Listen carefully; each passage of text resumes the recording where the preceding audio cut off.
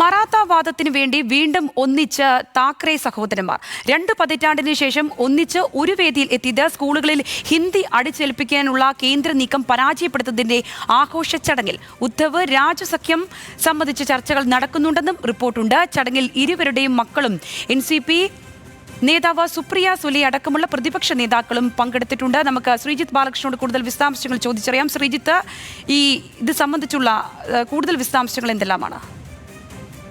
സംഗീത, വലിയ രാഷ്ട്രീയ നീക്കമാണ് ഇപ്പോൾ മഹാരാഷ്ട്രയിൽ നടന്നുകൊണ്ടിരിക്കുന്നത്. ഏതാണ്ട് 2 ദശാബ്ദങ്ങൾക്കപ്പുറത്ത് 2 ദശാബ്ദങ്ങൾ മുൻപ് വേർപിരിഞ്ഞു പോയ സഹോദരന്മാർ, അത് ബാൽ താക്കറെ എന്ന് പറയുന്ന ശിവസേനയുടെ സ്ഥാപകൻ്റെ മകനും മരുമകനും തമ്മിലുള്ള വേർപിരിയലിന് ശേഷം ഇപ്പോൾ വീണ്ടും ഈ 2025 ആകുമ്പോഴേക്കും 2005 ശേഷം 2025 ആകുമ്പോഴേക്കും വീണ്ടും അവർ ഒന്നിച്ച് ഒരു വേദിയിലെത്തുന്നു.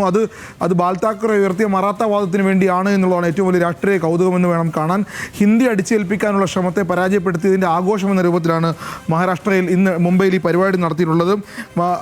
അതിനെ ഏറ്റവും കൂടുതൽ എതിർത്തത്, അതായത് ഒരു ത്രിഭാഷാ നയം മഹാരാഷ്ട്രയിൽ നടപ്പാക്കാൻ പോകുന്നു, പ്രൈമറി ക്ലാസ്സുകളിൽ ഹിന്ദി നിർബന്ധമാക്കുന്നു എന്ന തീരുമാനം മഹാരാഷ്ട്ര സർക്കാർ എടുക്കുന്നു, ദേവേന്ദ്ര ഫട്നാവിസ് സർക്കാർ എടുക്കുന്നു. അതിനെ ശിവസേന അടക്കമുള്ള പാർട്ടികൾ എതിർത്ത് സംസാരിക്കുന്നു. അങ്ങനെ ശിവസേന ഉദ്ധവ് പക്ഷം എതിർക്കുന്നു.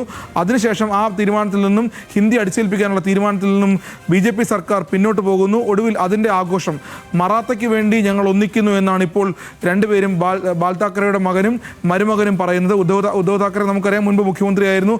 രാജ് താക്കറെ നവനിർമ്മാൺ സേന എന്ന് പറയുന്ന പാർട്ടി ഉണ്ടാക്കി ശിവസേനയിൽ നിന്ന് വേർപെട്ട് പോയതാണ് 20-25 വർഷങ്ങൾക്ക് മുമ്പ്. ഇപ്പോൾ വീണ്ടും അവർ ഒന്നിക്കുന്നു എന്നുള്ളതാണ് ഏറ്റവും വലിയ കൗതുകമായി കാണേണ്ടത്. അത് മഹാരാഷ്ട്രയ്ക്ക് വേണ്ടിയാണ്. മഹാരാഷ്ട്രയ്ക്ക് വേണ്ടി ഞങ്ങൾ എന്തും ചെയ്യും, മറാത്തയ്ക്ക് വേണ്ടി ഞങ്ങൾ എന്തും ചെയ്യും എന്ന വാദം വർഷങ്ങൾക്ക് ശേഷം ബാൽ താക്കറയ്ക്ക് ശേഷം മകനും മരുമകനും ഉന്നയിക്കുന്നു എന്നുള്ള ഏറ്റവും വലിയ കാര്യം. ഞങ്ങൾ ഇപ്പോൾ ഒന്നിച്ചു, ഇനി ഒന്നിച്ച് ശക്തമായി മുന്നോട്ട് പോകും.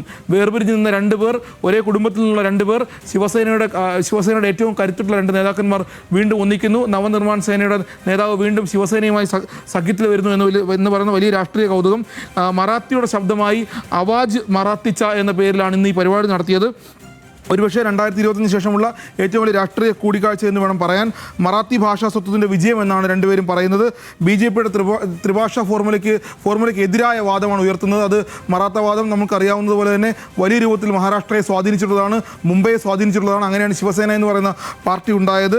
മഹാരാഷ്ട്ര ഉണരുമ്പോൾ എന്താണ് സംഭവിക്കുന്നതെന്ന് നിങ്ങൾക്ക് കാണാൻ കഴിയുമെന്നാണ് BJPയെ ഉദ്ധവ് താക്കറെ വെല്ലുവിളിക്കുന്നത്.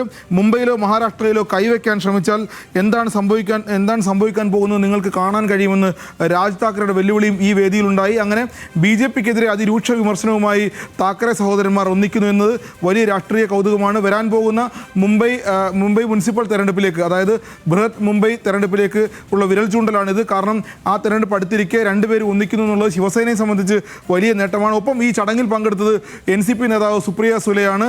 അത് ശരത് പവാറിൻ്റെ മകളാണ്. അങ്ങനെ നോക്കുമ്പോൾ പ്രതിപക്ഷ പാർട്ടിയിലേക്ക്, പ്രതിപക്ഷ സഖ്യത്തിലേക്ക് രാജ് താക്കറെ കൂടി വരുന്നു. ഇതുവരെ രാജ് താക്കറെ ഈ പ്രതിപക്ഷ സഖ്യത്തിനൊപ്പമായിരുന്നില്ല. കോൺഗ്രസിനൊപ്പമോ ശിവസേനയ്ക്കൊപ്പമോ ചേരാൻ അദ്ദേഹം തയ്യാറായിരുന്നില്ല. അദ്ദേഹം മാറി നിൽക്കുകയായിരുന്നു. അദ്ദേഹം കൂടി ശിവസേന ഉദ്ധവപക്ഷത്തോട് ചേരുമ്പോൾ സ്വാഭാവികമായും വലിയ രൂപത്തിൽ പ്രതിപക്ഷത്തിന് ശക്തി വർദ്ധിക്കും. BJPക്കെതിരെയും ശിവസേന ഏക്നാഥ് ഷിൻഡെക്കെതിരെയും ഈ രാഷ്ട്രീയ സഖ്യം വലിയ സഖ്യമായി മാറും. ഒപ്പം ഷിൻഡെക്കെതിരെ വലിയ വിമർശനം. ഷിൻഡെ ജയ് ഗുജറാത്ത് എന്ന് പറയുമ്പോൾ ഞങ്ങൾ ജയ് മറാത്ത എന്നാണ് പറയുന്നത് എന്ന വാദം വീണ്ടും മഹാരാഷ്ട്രയിൽ ഉയരുകയാണ്.